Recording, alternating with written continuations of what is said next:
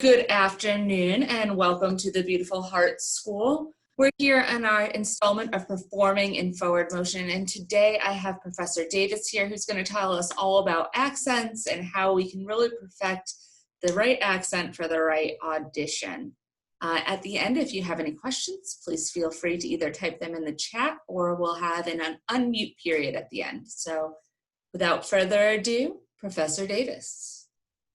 Thank you. Thank you very much. Hello, everybody. Yes, accents and dialects. First of all, there's a difference between those two words, but it would take me longer than 10 minutes to explain that, and I want to do this really quick. So just remember that you hear them interchangeably. What's an accent? What's a dialect? There is a difference, but for now, we're not going to worry about that. At some point, every actor has to transform vocally in a way of speaking that is different from their own. Now, we all have our native accent. You know, some people say, well, I don't have an accent. But yes, everybody has an accent. And we learned it. We learned it from our family. We learned it from our caretakers, even from our peers in school. And just about everybody can also do a few accents that they've learned from imitating people or, you know, people that they see in movies. You know, if you watched a lot of Harry Potter movies as a kid, you've probably got a little bit of a British accent you can do, you know, Harry Potter. But, you know, the ear is a wonderful way to learn accents. It's wonderful to learn accents from imitation. But because actors do it as part of their work, they need to have a more reliable technique, a more reliable way of learning accents.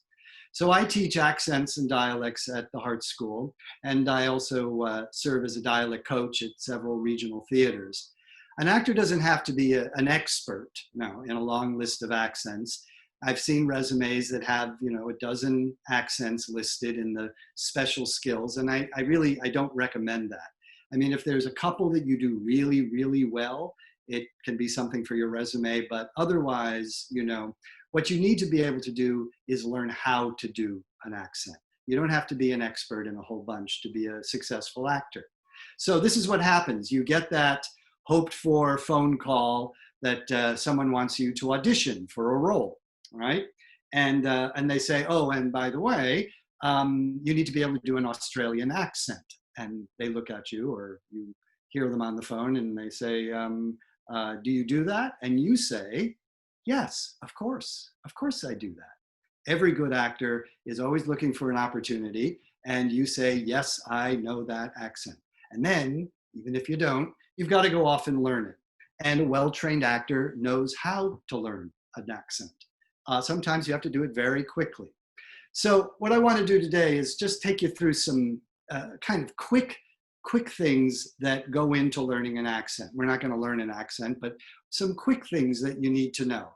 Now, I like to start with how an accent feels in your mouth, right? You know, the ear isn't always reliable, but having a strong physical sensation, something that you can feel and practice, creates a way to find a more reliable and consistent performance. So let me give you a few quick examples. The accent that's sometimes called standard British or received pronunciation, it has some different names.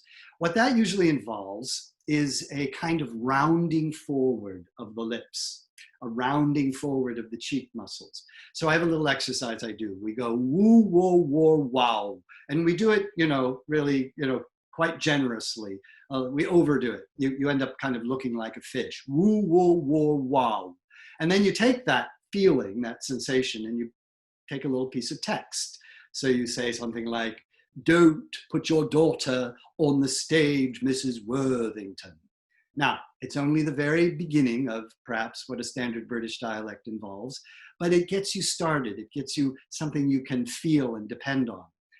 Cockney, which is the British dialect that we associate with sort of the working class of London, that one comes more from the back of the mouth. And what we do to find that is you make a little NG sound. That's the middle of your tongue and your soft palate coming together, going nga, nga, nga, something like that. And that helps you begin to find that space, nga, nga, nga.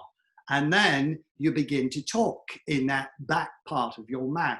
And before you know it, something that's reasonably like Cockney, or maybe it goes into something more like Australian or something, begins to emerge. Again, it's just a taste of the dialect, but that's a way to feel it. Now, say you're learning a foreign accent, Italian, for instance. Now, there you begin to look at, well, what is the language? What does Italian require? And if you know Italian, and most of us do know a little bit of Italian because we have all those wonderful Italian dishes that we love to eat, like lasagna or spaghetti. You'll notice that a lot of Italian words end with a vowel. Grazie, prego, right? And that little pulse, that little vowel pulse, carries over when the person starts to speak in English. So if you're going to say, he's a good boy, in Italian accent, it might be, he's a good boy. So that little pulse carries over. Again, it's just the beginning. Now, these are very generic, maybe even a little cartoonish versions of the accent, but it's a starting point. It's a place to begin to feel the dialect. Now, the next level is to really analyze the specific characteristics, the vowels and the consonants and those sort of signature sounds, they're sometimes called, of an accent. And there are a lot of wonderful training materials out there, books and recordings and things you can download to learn these things. Let me just give you a couple of examples. Let's go back to Standard British. In Standard British, there's this group of words that are called the ask words. They're words that in most American dialects we say with an a sound, like fast and class and dance.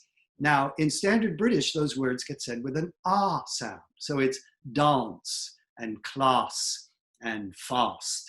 There's even a list. They call it the Ask word list. You can Google it. You can find it online. And those are the words that change to the ah. And you want to make sure that you know which words change and which words don't, because some of our ah words don't, like apple doesn't become apple. So you do that research, you mark it in your script, you learn it the right way. And that's important, you know, trying to get the dialect, the accent in you from the very beginning with the text is helpful, because then you learn it. And once you learn something wrong and it becomes a habit, it's often hard to unlearn it. Some other sounds, the R sound. In a lot of different dialects, R's are treated differently. R is a consonant and R as a sound that comes after a vowel.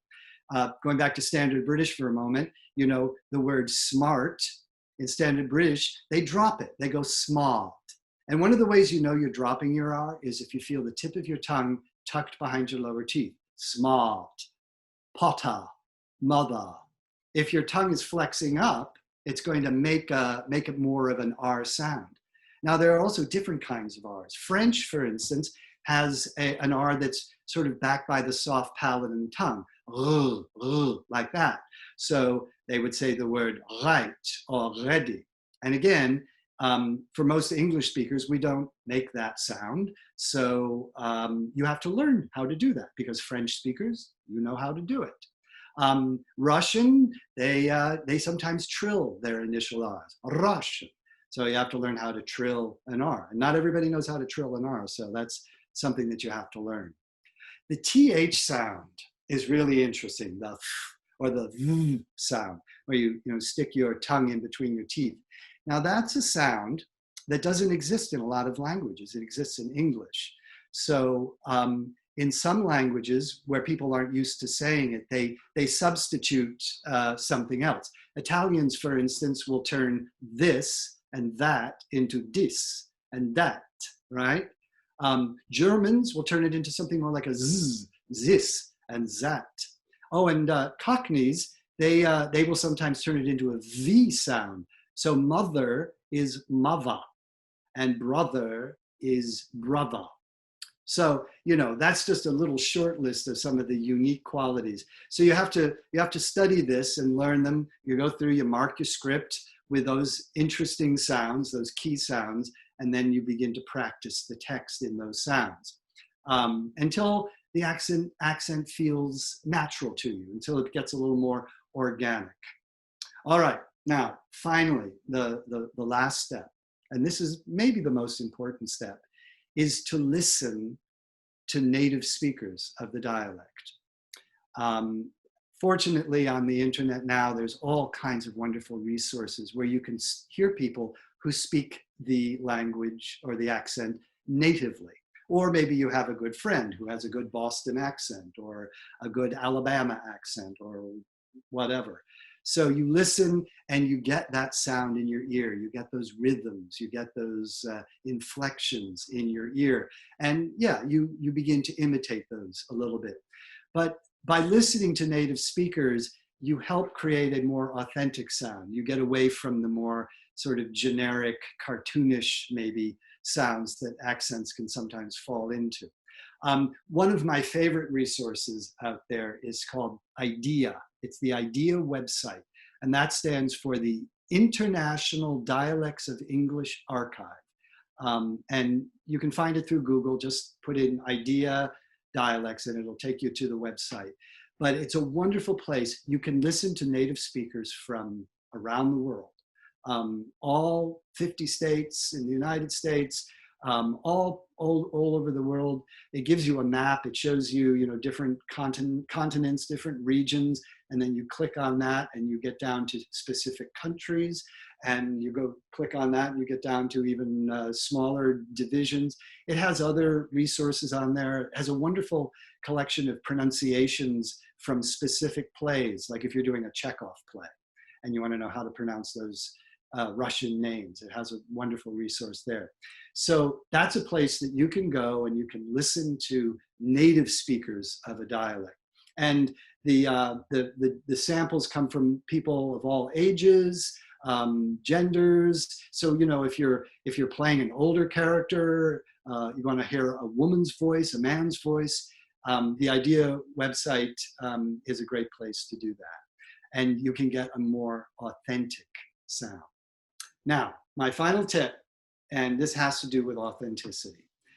A good dialect is an authentic dialect, but it's also a dialect that the audience can understand. If you've ever listened to a really thick Scottish brogue, I have a few friends who speak in a pretty thick Scottish accent, and it's really difficult to understand. It's authentic, it's real, but it may not be the right accent for a play. Remember, actors are storytellers. And if our audience can't follow the story, if they can't understand us, then we're falling down in one of our main roles as an actor. So when I coach actors in a play, sometimes I'll say, look, this is the right thing. This is the right sound to make for the accent, but I'm concerned that it's going to keep the audience from understanding what you're saying. So let's modify it a little bit. This may not be exactly the authentic version of the accent, but it's the one that is more understandable. Remember, accents are an artifice. That means they're created with art, like everything else that you see on stage. It's just like, stage combat.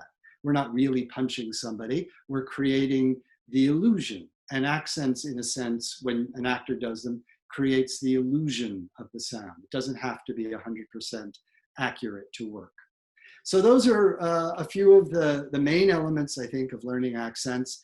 But remember, if somebody asks you, gives you an opportunity to come in and audition for something, what you want to be able to say is, yes, I know how to learn that dialect. Now, you may not have the training to do it yet, but hopefully if you find yourself at the Hartt School, you'll be able to learn how to pick up an accent or dialect, sometimes just for fun, or sometimes because it'll help you land the role. So that's it for me. Thanks very much. Thank you so much, Professor Davis, for joining us this afternoon and giving us that quick glimpse into accents and dialects that are different. You're welcome. We'll be wrapping up here, and thank you again for your time today. You're welcome. You're welcome.